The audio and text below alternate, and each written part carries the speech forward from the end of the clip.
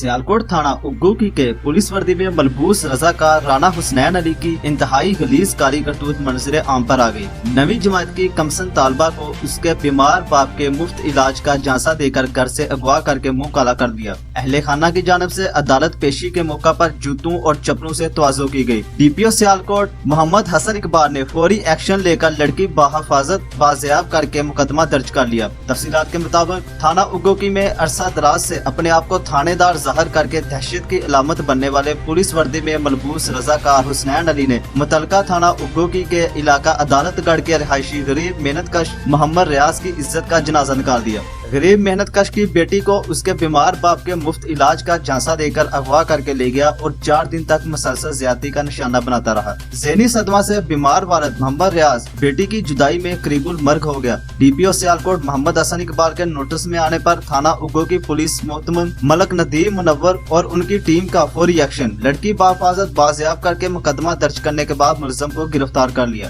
अहले खाना की तरफ से जिला कचहरी में जूतों और चप्पलों से मुलजिम की तवाज़ो की गई। ज़राए से मालूम हुआ कि रजाकार हुसनैन पुलिस वर्दी की आड़ में चोरी, डकैती, मंशियात फरोशी और बत्ताखोरी में भी मुलव्वस पाया गया है, जिससे दौरान तफ्तीश सनसनीखेज इंकशाफात मुतवक्का है कि इसकी वजह से कौन कौन से ऑफिसर्स मुस्तफीद होते रहे हैं। समाजी और अवामी हलकों की जानिब से DPO सियालकोट मोहम्मद हसन इकबाल के फौरी एक्शन लेने और मासूम तालबा को बाहिफाजत बाजियाब करवाने पर खराज तहसीन। कैमरामैन टीम के साथ उमर भट्ट सियालकोट। हमें सपोर्ट करने के लिए हमारे चैनल को अभी सब्सक्राइब कर लें और बेल के आइकन पर क्लिक करके हमारी लेटेस्ट वीडियो की नोटिफिकेशन बर वक्त हासिल करें।